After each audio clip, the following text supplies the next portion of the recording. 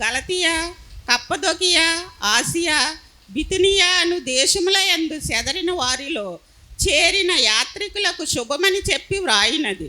మీకు కృపయు సమాధానమును విస్తరిల్లును గాక. మన ప్రభువగు యేసుక్రీస్తు తండ్రి అయిన దేవుడు స్తుతింపబడును గాక.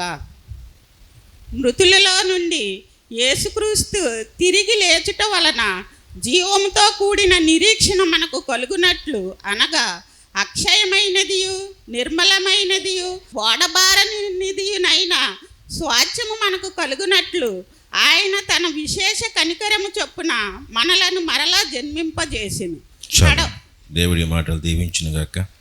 ప్రార్థన చేసుకుందాం. తలలో ఉంచినట్లయితే, పరిశుద్ధుడు అయిన మా తండ్రి, కృప కలిగిన మా దేవ, నీకు వందనాలు. చదవబడిన లేఖనాల్ని మీ ఎదుట ఉంచి ప్రార్థిస్తూ ఉన్నాం. ఈ లేఖనాల్లోంచి ఈరోజు మేము ఏం నేర్చుకోవాలో, మాకు ఏది అవసరమో నేర్పించండి. నీ కృపలో మమ్మల్ని బలపరచమని నేను వేడుకుంటున్నాను. నీవు మాట్లాడితే మాకు అర్థమవుతుంది. నీవు మాట్లాడితే మేము జీవింపజేయబడతాం. నీవు మాట్లాడితే బ్రతుకుతాం. నీవు మాట్లాడితే ఆదరణ కలుగుతుంది నాయన. నీ మాటలు మాకు అర్థమవుతాయి తండ్రి, నీవు మాట్లాడితే. అందుకే అల్పుడను అయోగ్యుడైన నన్ను నీ దాటును మరుగుపరిచి నీ బిడ్డలమైన మాతో నీవే సూటిగా మాట్లాడి మమ్మల్ని బలపరచమని యేసు నామములో అడిగి వేడుకుంటున్నాం తండ్రి, ఆమేన్. పేతురు గారు రాసినటువంటి పత్రిక, ఆయన ఈ పత్రిక ఎవరికి రాశాడంటే, ఎవరిని ఉద్దేశించి, పొంతు, గలతియా, కపదొకియా, ఆసియా, బితునియా అను దేశముల యందు చెదరని వారిలో చేరిన యాత్రికులకు శుభమని చెప్పి రాస్తూ ఉన్నాడు. ఆ రోజు కొన్ని అంటే చెదరిన వారు అంటే ప్రజలు, కొంతమంది యూదా క్రైస్తవులు వేరో ప్రాంతంలో పాలస్తీనా ప్రాంతానికి వెలుపల ఉన్నటువంటి వారు. యూదులైన వారు పాలస్తీనా ప్రాంతంలో ఉన్నారు. అయితే కొంతమంది పాలస్తీనా ప్రాంతానికి వెలుపల కూడా కొంతమంది నివసిస్తూ ఉన్నారు యూదులు. అటువంటి పాలస్తీనా ప్రాంతంలోకి అటు వెళ్ళినటువంటి, పాలస్తీనా ప్రాంతానికి చుట్టుపక్కల ప్రాంతాల్లో దూరంగా ఉన్నటువంటి వారిని ముఖ్యంగా వారిని ఉద్దేశించి పేతురు ఈ పత్రిక రాసినట్లుగా, వారికి శుభమని చెప్పి రాస్తున్నట్లుగా మనం చూస్తూ ఉన్నాం. అయితే ఇక్కడ అంటాడు కదా, అపోస్తులుడైన పేతురు తండ్రి అయిన దేవుని భవిష్యత్ జ్ఞానమును బట్టి. ఇక్కడ ఆయన రాసినటువంటి మాటలు ఆయన సొంత మాటలు కాదు, కానీ అది తండ్రి అయినటువంటి దేవుని భవిష్యత్ జ్ఞానమును బట్టి, దేవుడిచ్చినటువంటి ఆత్మచేత దేవుని యొక్క జ్ఞానమును బట్టి రాయబడినటువంటి మాటలే కానీ తన సొంత మాటలు కాదు అని చెప్పి ఈరోజు అక్కడ దేవుని భక్తుడు అపోస్తులైన పౌలు మాట్లాడుతున్నట్టుగా రాస్తూ ఉన్నాం. ఎందుకని ఇక్కడ ప్రత్యేకించి దేవుని మాటలు, దేవుని తండ్రి అయిన దేవుని భవిష్యత్ జ్ఞానమును బట్టి ఆత్మ వలన రాస్తున్న మాటలని చెప్తున్నాడంటే, కొన్ని దేవుని యొక్క మాటలు కాని మాటలు కూడా మాట్లాడేవారు ఈ లోకంలో ఉన్నారు. ప్రవచనాలని, లేకపోతే ఇంకా రకరకాల మాట. ఈ మధ్యలో చాలా వీడియోస్ ట్రోల్ అవుతూ ఉన్నాయి, మీరు చూసే ఉంటారు. వారి సొంత ప్రయోజనాల కొరకు దేవుని మాటలను వాడుకునే వాళ్ళు ఈ లోకంలో చాలామంది ఉన్నారు. వాళ్ళ సొంత అవసరాల కోసం, వాళ్ళ సొంత ఫేమ్ కోసం, వాళ్ళ సొంత గొప్ప కోసం, లేకపోతే వాళ్ళ పేరు కోసం దేవుడి పేరును కూడా వాడి దేవుడే నాతో మాట్లాడాడు అని చెప్పేవాళ్ళు కూడా చాలామంది ఉన్నారు. ఒక ప్రవచనం కానీ లేక మరొకటి కానీ దేవుడు చాలాసార్లు చెప్పాను మీకు, ఆల్రెడీ ఈ విషయంలో చాలా అవగాహన ఉండాలి. మీకు ఎన్నోసార్లు ఉదాహరణలతో ఉదాహరించాను. ఒక ప్రత్యేకమైనటువంటి ఒక వ్యక్తి ప్రత్యేకమైన పర్సనల్ అభివృద్ధి గురించి కానీ మరొకటి గురించి కానీ దేవుడు ఎప్పుడు కూడా ప్రవచనాలు, నువ్వు ట్రాక్టర్ కొనుక్కుంటావు, నువ్వు కారు కొనుక్కుంటావు, నువ్వు బండి కొనుక్కుంటావు, ఇలాంటి ప్రవచనాలు ఎప్పుడు దేవుడు చెప్పడు. లేకపోతే అంటే ప్రజలకు ప్రయోజనము లేని మాటలు ఎన్నడూ కూడా దేవుడు ప్రవచనం ద్వారా ఎవరితోనూ ఒకవేళ దేవుడు ఏదైనా ఎవరితోనైనా ప్రవచనం పలికించాడు అంటే అది సమాజానికి ఏమవ్వాలి? ఉపయోగకరంగా, సమాజానికి మేలుకరమైనదిగా ఉంటే దాన్ని పలికిస్తాడు తప్ప ఇక వ్యర్థమైనవి మనల్ని ఇక్కడ కూర్చోబెట్టి జాతకాల జ్యోతిష్యాలు చెప్పేవాళ్ళలాగా వాళ్ళు గెలుస్తారు వీళ్ళు గెలుస్తారు అని చెప్పించడానికి దేవుడు ప్రవచనాల్ని, దేవుడు సేవకుల్ని ఎన్నడూ వాడుకోడు. అది బాగా గుర్తుపెట్టుకోండి. అలాంటి చెప్పేటువంటి వాళ్ళని చాలా జాగ్రత్తగా ఉండాలి. సో పిచ్చి పిచ్చి ఆలోచనలతో లేక వాళ్ళ సొంత అభివృద్ధిని కాంక్షించి ఎవరైనా అటువంటి చెబుతున్న వారిని దూరం పెట్టి అది దేవుని వాక్యాన్ని ఎరగవలసిన వారమై ఉన్నాం. అంతే ఇక్కడ ప్రత్యేకంగా పేతురు అంటున్నాడు, తండ్రి అయిన దేవుని భవిష్యత్ జ్ఞానమును బట్టి, నా జ్ఞానము కాదు. ఇక్కడ పరిశుద్ధ గ్రంథంలో ఏ ప్రవక్తలు చెప్పిన దాన్ని చూసినా నెరవేరకుండా ఉన్నది ఏదైనా ఉందా? ఆదికాండం దగ్గర నుంచి ఈ యోహాను భక్తుడు రాసిన చివరి ప్రకటన గ్రంథం రాసిన దగ్గర పుస్తకాల్లో ఉన్నటువంటి ఏదైనా నెరవేరకుండా మిగిలిందా? ఎందుకంటే అది ఎవరు పలికించారో వాళ్ళతో దేవుడు. ఈరోజు చాలామందికి దేవుడు అంటే భయం లేదు. దేవుడు పేరుని వాడుకుని, దేవుని నామాన్ని వాడుకుని వాళ్ళ సొంత ఇమేజ్ని పెంచుకోవడానికి దేవుణ్ణి అడ్డం పెట్టుకుని భయం లేకుండా, ఒక మాట చెప్పాలంటే బరి తెగించి ఇది దేవుని మాట అని, వాళ్ళ మాటని దేవుని మాటగా, అసలు వాస్తవానికి దేవుని మాటను మన మాటగా చెప్పాలి కదా మనం. అంతేనా? మనం చెప్పే దేవుడు చెప్పిన మాటను చెప్పాలి మనం. కానీ ఇక్కడ మన మాటలను ఏమని చెప్తున్నారు, ఎలా ప్రకటిస్తున్నారు? వారి సొంత మాటలను దేవుడి మాటలుగా ప్రకటిస్తూ ఉన్నారు. అందుకనే పౌలు ఆ రోజుల్లో కూడా ఇలాంటి తతంగాలు జరిగాయి. అందుకనే పేతురు అంటున్నాడు, తండ్రి అయిన దేవుని భవిష్యత్ జ్ఞానమును పట్టి ఆయన ఎందుకు పిలిచాడు దేవుడు అంటే అంటున్నాడు కదా, పరిశుద్ధత పొందిన వారై విధేయులగుటకును. ఎవరైతే ఈ యూదులైన వారు పాలస్తీనా ప్రాంతానికి వెలుపల ఉండి నివసిస్తూ ఉన్నారో వాళ్ళను గూర్చి మాట్లాడుతూ, మీరు ఆత్మ వలన పరిశుద్ధత పొందిన వారై, ప్రతి ఒక్కరూ పరిశుద్ధత పొందుకోవాలనేటువంటి ముఖ్య ఉద్దేశము. అలాగే అందుకే ఇక్కడ తర్వాత మనం మాట్లాడతాం. ఇక్కడే అదే విషయంలో ఇక పేతురు మొదటి పత్రికలో ఉన్నటువంటి కీవర్డ్ కూడా మనం ఒకటి చూస్తే కనుక అని అంటాడు కదా, 14వ వచనం 15వ వచనంలో, నేను పరిశుద్ధుడై ఉన్నాను గనుక మీరును పరిశుద్ధులై ఉండుడి. ఈ పేతురు పత్రికలోది కీవర్డ్ ఇది. చాలా మూలవాక్యము, చాలా ఇంపార్టెంట్ అన్నమాట ఇది. ఇక్కడ ప్రభువు యొక్క ఉద్దేశం ఏంటి అంటే కనుక మన పట్ల, నేను పరిశుద్ధుడును కనుక మీరు కూడా అలా ఉండాలి. ఈరోజు ఎలా కోరుకుంటాము అంటే, దేవుడు ఈ కోరిక మనందరం కూడా, అందరూ ఈ మాట ఇలా చెప్పగలిగే వాళ్ళు ఈ లోకంలో లేరు. మనం చెప్పగలమా? మన పిల్లలకి ఎంతమంది చెప్పగలం? నేను ఇలా ఉన్నాను కాబట్టి మీరు ఇలాగనే ఉండాలని ఎంతమంది చెప్పగలం? చాలామంది కొన్ని మాటలు చెప్తూ ఉంటాం. ఏమనంటే, నాకులాగా మాత్రం నువ్వు ఉండొద్దురా, నాకులాగా మాత్రం నువ్వు అవ్వద్దురా అని ఇవి చెప్పగలం. కానీ నాకులాగా నేను బ్రతికినట్లు, నేను జీవించినట్లు మీరును జీవించాలని చెప్పగలిగిన వారు ఈ లోకంలో ఎవరైనా ఉన్నారంటే ఎవరూ లేరు. అది ఒక్క పరమందున్న మన తండ్రికి మాత్రమే సాధ్యం. అది అందుకని ఆయన అంటాడు, నేను పరిశుద్ధుడనై ఉన్నాను కనుక మీరును పరిశుద్ధులై ఉండండి. ఎక్కడో రేరుగా కొంతమంది తల్లిదండ్రులు ఉంటారు, నేను కష్టపడినట్లు, నేను బతికినట్లు, నేను చాలా పరువుగా బతికానురా కాబట్టి మీరు కూడా చాలా పరువుగా బతకాలని చెప్పగలిగిన వాళ్ళు బహు కొద్ది మంది ఉంటారు ఎక్కడో. కానీ ఎక్కువ శాతం మనం చాలా విషయాల్లో చూస్తే నాకులాగా మీరు ఉండండి అని చెప్పగలిగే ధైర్య సాహసాలు ఏ తల్లిదండ్రులు కూడా ఉండవు. అందుకనే కానీ దేవుడు అంటున్నాడు, దేవుడు కోరుకునేది మన వల్ల ఏంటంటే పరిశుద్ధత దేవుడు మన నుండి కోరుకుంటున్నాడు. అది ఎలా వస్తుంది పరిశుద్ధత అనేది అంటే, మనం నోటి మాటలతో చెప్తే రాదు, కానీ దేవుని ఆత్మ వలన మాత్రమే అది మనకు వస్తుంది. అంటే దేవుని ఆత్మ ఎప్పుడైతే నీలో ఉంటుందో అప్పుడు మనం చెడుకి ఏం చేస్తామంటే చోటు ఇవ్వం. చెడు లేని చోట ఏముంటుంది? ఇంకా అక్కడ పరిశుద్ధత ఉంటుంది. పరిశుద్ధత మనలో ఉండాలంటే మనలో ఏముండాలి? దేవుని ఆత్మ. అంటే పరిశుద్ధత కలిగి మనం ఉండాలంటే అది ఒక దేవుని ఆత్మ వలన మాత్రమే సాధ్యమవుతూ ఉంది. కాబట్టి దేవుని ఆత్మ వలన పరిశుద్ధత పొందిన వారై విధేయులగుటకు. ఎందుకు? ఈ యూదులు పాలస్తీనా ప్రాంతానికి వెలుపల ఉన్నటువంటి ప్రజలకు ఒకసారి ఈయన గుర్తు చేసేది ఏంటంటే దేవుడు మిమ్మల్ని ఎందుకు పిలిచాడో అనే మాటను గుర్తు చేస్తూ ఉన్నాడు. ఈరోజు మనందరం కూడా దేవుడు మనల్ని పిలిచాడనే నమ్మకం, నిశ్చయిత మనకు ఉండాలి.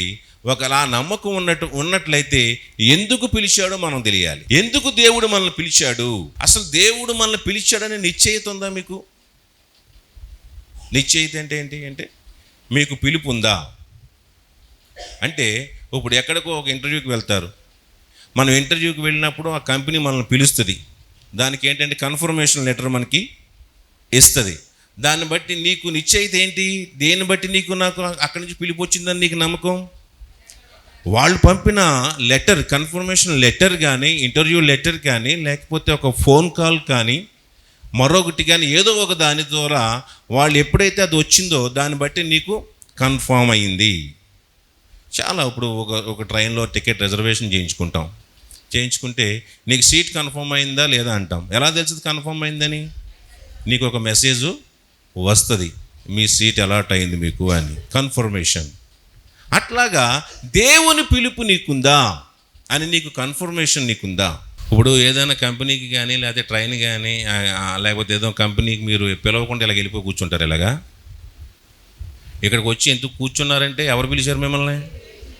మరి ఆ మాట మరి ఎలా చూస్తారే? ఇక్కడికి ఎవడు పిలిచాడు మిమ్మల్ని? మరి ఇంకేంటి? అదేగా పిలుపు మీకు. దేవుడు పిలవందే, ఎవరో పిలవందే, ఎవరి ఫంక్షన్కి వెళ్ళంగా మనం వెళ్ళిపోతామా?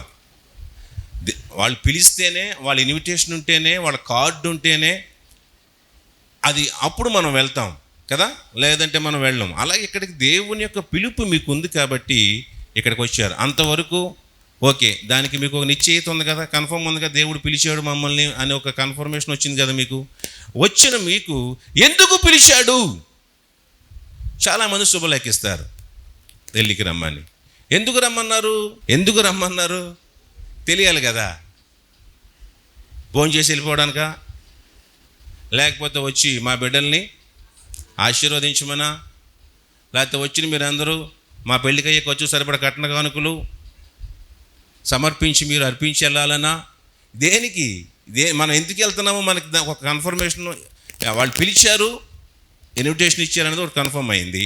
ఎందుకు వెళుతున్నాం అది తెలుసుకోకపోతే అక్కడికి వెళ్ళి దిక్కులు చూద్దాం, లేకపోతే భోంచేసి వచ్చేసామనుకోండి, ఏమవుతుంది? అప్పుడు ఒక పర్పస్ కోసం వాళ్ళు మనల్ని పిలిచారు.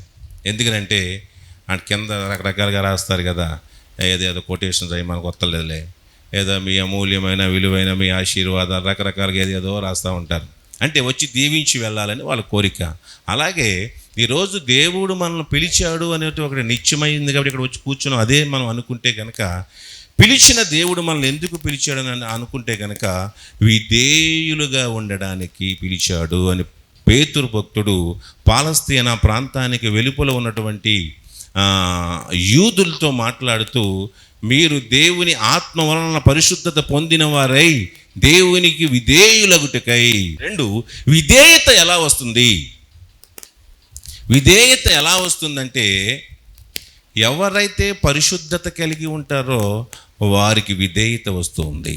ఎవరైతే దేవుని వలన ఆత్మచేత పరిశుద్ధులై ఉంటారో, పరిశుద్ధుడికి ఏముంటుంది చెప్పండి?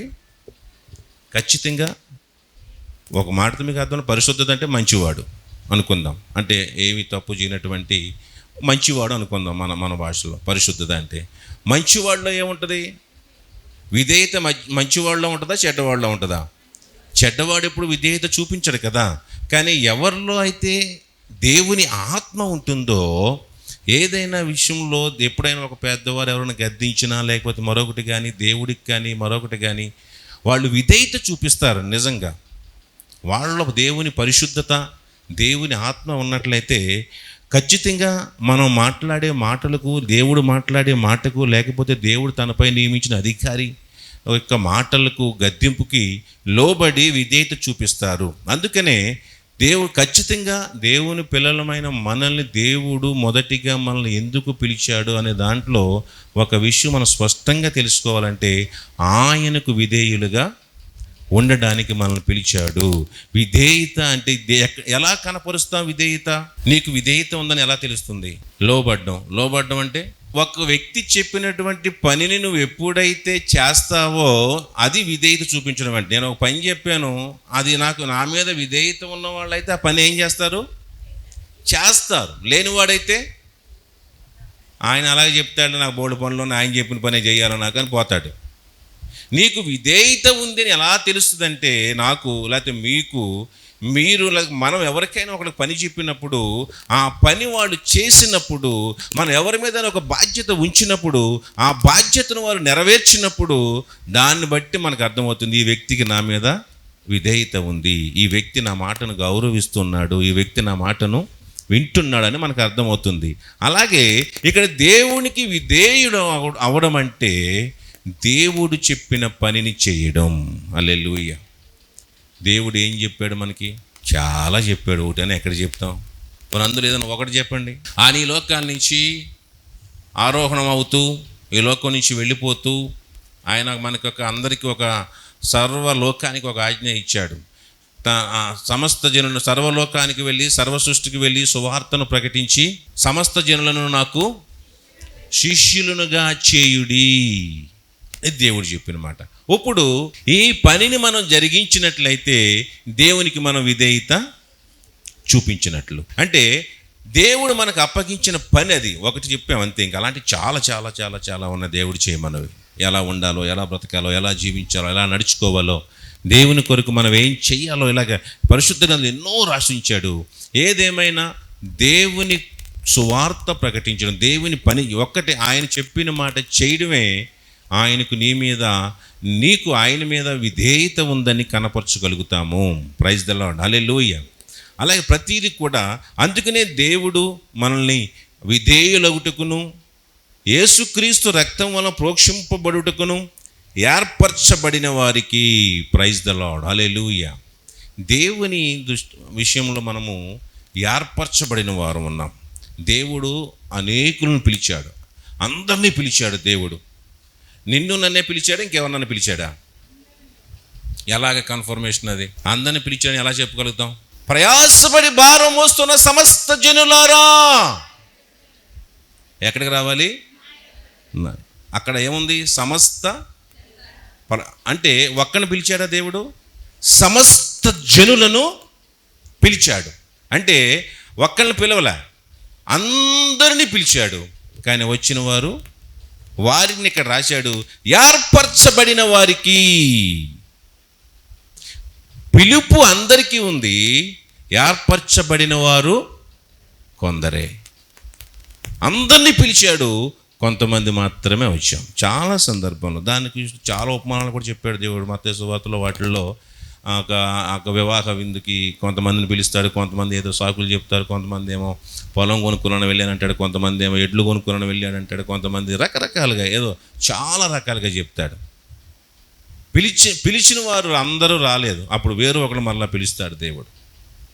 అంటే ఏదైనా దేవుడు ఇక్కడ మరలా స్పష్టంగా పేతురు వాళ్ళకి ఏం గుర్తు చేస్తున్నాడంటే, పాలస్తీనా ప్రాంతానికి చెదిరి వెళ్ళిన వారైనటువంటి ఆ ప్రాంతాల వారికి, యూదులకి దేవుడు ప్రత్యేకంగా ఏం గుర్తు చేస్తున్నాడో తెలుసా?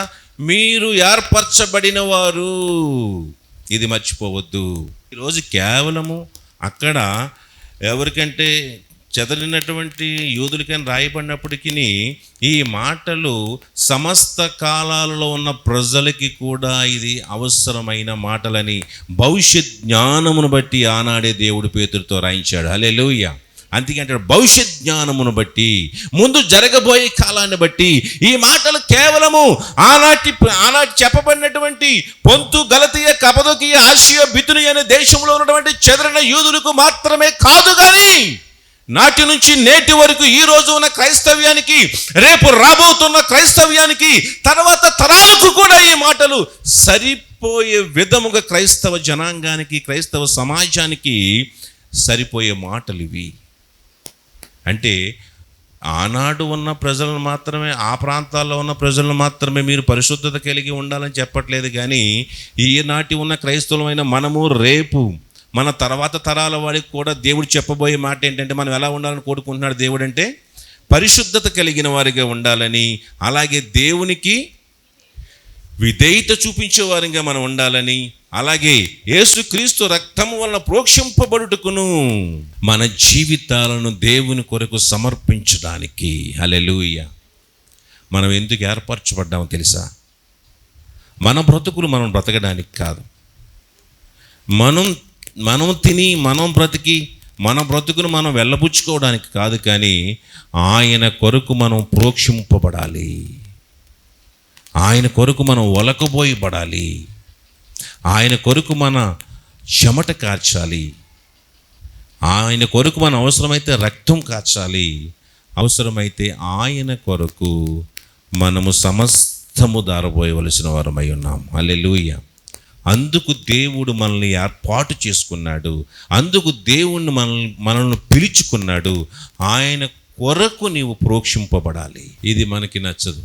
మన కొరకు మాత్రం ఆయనే ప్రాణం పెట్టాలి తప్ప, మనం మాత్రం ఆయన కొరకు ఏమీ చేయడానికి కాదు, ఆయన ఇస్తే పొందుకోవడానికి అనుకున్న వాళ్ళంగా మనం ఉంటున్నాం. కానీ ఎందుకు దేవుడు మన కొరకు ప్రాణం పెట్టి రక్తం కాచాడో తెలుసా? అవసరమైతే ఈరోజు మనము ఆయన కొరకు ఎందుకు పిలుచుకున్నాడు మనల్ని అంటే, మరలా మనము కూడా ఆయనలాగా అనేకుల కొరకు ప్రోక్షింపబడడానికి.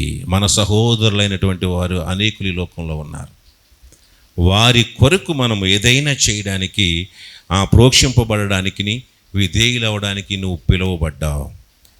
ఇక్కడ నువ్వు ఎందుకు, చాలామంది అనుకుంటాం ఏదో కష్టాలతో వచ్చాము, సమస్యల వరకు వచ్చాము, మన కష్టాలు తీరిపోయాయి, మన సమస్యలు తీరిపోయాయి, పిల్లల పెళ్ళిళ్ళు అవ్వాలనో, పిల్లల ఉద్యోగాలు రావాలనో, ఆరోగ్యం రావాలనో, రోగాలు పోవాలనో, ఏవేవో అలాగే మనం దీవించబడాలనో, ఆర్థికంగా బలపరచబడాలనో, వీటి కోసం మనం వచ్చామనుకుంటున్నావు. కాదు, అది అస్సలు కాదు. అది అసలు నిన్ను ఎందుకు దేవుడు పిలిచాడు ఎక్కడికి అని అంటే గనక, నిన్ను ఏర్పరచుకొని నిన్ను పరిశుద్ధుడిని చేసి, నిన్ను పరిశుద్ధుని చేసి నీవు విధేయత కలిగిన వాడిగా చేసుకుని ఆయన కొరకు నువ్వు ప్రోక్షింపబడాలని, ఆయన కొరకు నీవు ప్రాణార్పణముగా పోయబడాలని, ఆయన కొరకు మన ప్రాణాన్ని అర్పించాలని అవసరమైతే. అందుకు దేవుడు మనల్ని పిలిచాడు. ఇది ఎవరమైనా ఎన్నడైనా ఊహిస్తామా? మనం ఎవ్వరికి దీని గురించి పట్టదు. దేవుడు మనం వచ్చాం, మందిరానికి వచ్చాం, మన సమస్యల కొరకు వచ్చాం అనుకుంటున్నామే తప్ప, దేవుడు ఒక ఉద్దేశం చేత మనం పిలిచాడన్నట్టు ఆలోచన మనం ఎన్నడూ కలిగి లేకపోవటం కడు బాధాకరం, కడు శోచనీయం. ప్రభువుకి కూడా కలిగే బాధ అదే.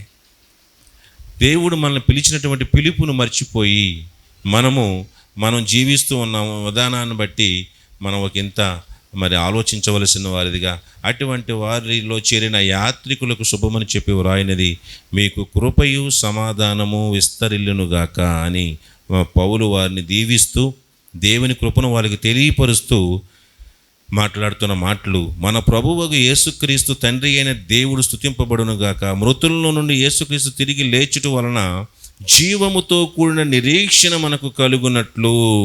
హల్లెలూయా. ఇక్కడ మరొక మాట అంటున్నాడు, మరొక సత్యాన్ని ఈ పాలస్తీనా ప్రాంతానికి వెలుపులో ఉన్నటువంటి చెదరనటువంటి యూదులకు మరొక నిశ్చయిత చెప్తూ ఉన్నాడు. అది నిశ్చయిత ఏంటో తెలుసా? ఆయన యేసుక్రీస్తు తిరిగి లేచుట వలన జీవముతో కూడిన నిరీక్షణ. అంటే నిరీక్షణకు కూడా జీవం ఉంటుందా? జీవముతో కూడిన నిరీక్షణ, జీవము లేని నిరీక్షణ రెండు ఉంటాయా? జీవముతో కూడిన నిరీక్షణ అంటే ఏంటి? ₹1,00,000 ఉద్యోగం వస్తుంది, కార్పొరేట్ పెద్ద సంస్థలో, పెద్ద కంపెనీలో, విప్రోలోనో, లేకపోతే ఇంకేమైనా ఏమున్నాయి, టెక్ మహేంద్ర, ఇంకోటో అని చెప్పి ఆశతో ఎదురు నిరీక్షణ కలిగి ఉంటాం. నిరీక్షణతో కలిగి ఉండి ఉండి ఉండి కొద్ది రోజులకి ఏం చేస్తామంటే ₹15,000 జీతానికే నువ్వు జాయిన్ అవుతావు. అప్పుడు దాంట్లో అది ఏం నిరీక్షణ? అది ఏం నిరీక్షణ? జీవము లేని నిరీక్షణ. లేదంటే చక్కగా అందంగా తెల్లగా ఉన్న అమ్మాయి పెళ్లి చేసుకుందామని ఎదురు చూసావు. చివరికి చూసి చూసి చూసి నల్లగా ఉన్నదాన్ని, పొట్టిగా ఉన్నదాన్ని చేసుకున్నావు, కొరసుగా ఉన్నదాన్ని. ఈ నిరీక్షణ ఏంటి అంటే, నువ్వేదో అనుకున్నావు, నువ్వు దేని పట్ల అయితే దేవుడు నాకు ఇది చేస్తాడో నిరీక్షణ కలిగి ఉన్నావో, నీకు ఏ ఉద్యోగం అయితే ఇస్తాడని చెప్పి దేవుడు నువ్వు నిరీక్షణ కలిగి, నువ్వు ఎక్కడైతే ఉన్నా నిరీక్షణ కలిగి ఉన్నావో, అది కలిగేంత వరకు, అది జరిగేంత వరకు నువ్వు నిలబడితే అది జీవంతో కూడిన నిరీక్షణ. నీ జీవితంలోకి ఎటువంటి భాగస్వామి రావాలనుకున్నావో, ఎటువంటి రూపాలు కలలుగా అన్నావో, ముసలోడు అయినా సరే, ముసలోడు అయ్యాకైనా వస్తుంది నీకు నువ్వు కావాలనుకున్న అమ్మాయి. అంటే నిరీక్షణ, నా దేవుడు నాకు ఇది ఇస్తాడు, నా దేవుడు నాకు ఇది చేస్తాడు, నా దేవుడు నన్ను స్వస్థపరుస్తాడు, నా దేవుడు నన్ను ఉన్నతమైన స్థానంలో ఉంచుతాడు, దేవుడు నేను ఆశపడ్డదాన్ని నెరవేరుస్తాడు, దేవుడు నేను ఏదైతే కోరుకున్నానో, ఏదైతే ఇష్టపడుతూ ఉన్నానో, నా జీవితాన్ని ఎలా కలగంటూ ఉన్నానో, ఆ కలను నెరవేర్చేవాడు, దేవుని చిత్తానుసారంగా నెరవేర్చేవాడు దేవుడు. అది జరిగే వరకు ఎదురు చూస్తాను, అది జరిగే వరకు ఆశతో నిరీక్షణతో ఉంటాను, దాన్ని నెరవేర్చుకుంటానని, అది నెరవేరే వరకు నిలబడి దాని ఆ నిరీక్షణ పొందుకున్నవాడే అదే జీవముతో కూడిన నిరీక్షణ. మధ్యలో రాజీ పడిపోయి, మధ్యలో ఇక ఇది చెల్లు చీటి ఇచ్చేసి, ఇక ఇది నాకు కాదులే, ఇది నాకు జరగదులే, ఈ స్థాయి నాది కాదులే, అంత జ్ఞానం నాకు లేదు, అంత హోదా నాకు లేదు, అంత స్థితి నాకు లేదు, అందుకు నేను యోగ్యుడిని కాను, ఇది నాకు రాసి పెట్టలేదు అని ఎవరైతే మధ్యలో చెల్లు చీటి ఇచ్చేస్తారో, ఎవరైతే దాన్ని వదిలేస్తారో, విరమించుకుంటారో, అది జీవము లేని నిరీక్షణతో కూడినదై ఉంటుంది. ఎప్పుడు మనకి ఈ భక్తికి ఒక నిరీక్షణ ఎప్పుడు వచ్చింది చెప్పండి? జీవంతో కూడిన నిరీక్షణ ఎప్పుడు వచ్చింది మనకి? నేను చావను, యుగ యుగాలు బ్రతికుంటాన నిరీక్షణ ఎప్పుడు వచ్చింది మనకి? ఒక మానవుడికి ఎప్పుడు వచ్చింది? ఎప్పుడైతే దేవుడు మరణాన్ని గెలిచి సమాధిలోంచి లేచి తిరిగి వచ్చాడో అప్పుడు మనకు ఒక ధైర్యం వచ్చిందంటే, నేను కూడా చావను, ఒకటే మరణం నాకు, మరలా రెండో మరణం నాకు లేదు, ఒకసారి మరణించిన నేను మరలా తిరిగి లేచి యుగ యుగములు దేవునితో కూడా సజీవుడినై నేను ఈ లోకములో కన్ను మూస్తే నేను పరలోకములో కన్ను తెరుస్తాననే నిరీక్షణ మనకి ఎక్కడి నుంచి వచ్చిందంటే, యేసుక్రీస్తు ప్రభువు ఎప్పుడైతే సమాధిని గెలిచి లేచాడు అంటున్నాడు. ఆయన అంటున్నాడు కదా, మన ప్రభువు యేసుక్రీస్తు తండ్రి అయిన దేవుని స్తుతింపబడును గాక, మృతుల్లో నుండి యేసుక్రీస్తు తిరిగి లేచుట వలన జీవముతో, అక్కడ అంటాడు ఫుట్ నోట్స్లో, జీవము కలిగిన నిరీక్షణ, జీవము కలిగిన నిరీక్షణ మనకు కలుగునట్లు జీవం అని అంటున్నాడు. మీరెవరు అధైర్యపడొద్దు, మీరెక్కడో ఆయా ప్రాంతాల్లో చెదిరిన వారిగా, పాలస్తీనా ప్రాంతానికి ఆయా ప్రాంతాల్లో చెదిరి మీరు అక్కడక్కడ ఉన్నప్పటికీ మీరు అధైర్యపడవక్కర్లేదు, లేకపోతే నిరీక్షణ లేనివారిగా ఉండనక్కర్లేదు. కానీ మీకు ఎలాంటి నిరీక్షణ వచ్చిందంటే, మనకి జీవముతో నిండిన, జీవము కలిగిన నిరీక్షణ మీకు ఇచ్చాడు యేసుక్రీస్తు ప్రభు. హల్లెలూయా. ఈరోజు మనందరికీ, నీకు నాకు ఏ విషయము కూడా, దేనిని బట్టి కూడా మన నిరీక్షణ కోల్పోవడానికి వీలు లేదు. ఎందుకంటే మన నిరీక్షణ జీవము కలిగింది. యేసుక్రీస్తు ప్రభువుని బట్టి మనం నిరీక్షణ కలిగిన వారంగా మనం ఉన్నామని చెప్పి, అనగా నిరీక్షణ కలుగునట్లు. దేనికి నిరీక్షణ? దేని యందు మన నిరీక్షణ కలిగి ఉన్నాం? ఎలాంటి జీవముతో కలిగినటువంటి నిరీక్షణ మనం దేని పట్ల మనం కలిగి ఉన్నామని చెప్పి ఇక్కడ మనం ఆలోచన చేస్తే, ప్రియమైన దేవుని పిల్లలారా, ఇక్కడ అంటున్నాడు కదా, అక్షయమైనదియు నిర్మలమైనదియు వాడబారనిదియు స్వాస్థ్యము మనకు కలిగినట్లు ఆయన తన విశేష కనికరము చొప్పున మనలను మరలా జన్మింపజేసెను. Praise the lord. దేవుడు, మీరు ఈ లోకంలో మనకి ఎదురయ్యేటువంటి మనం పొందుకునేవి ఏవి కూడా శాశ్వతమైనవి కావు. ఈ లోకంలో మనం పొందుకునే ప్రతీది కూడా అశాశ్వతమైనవే.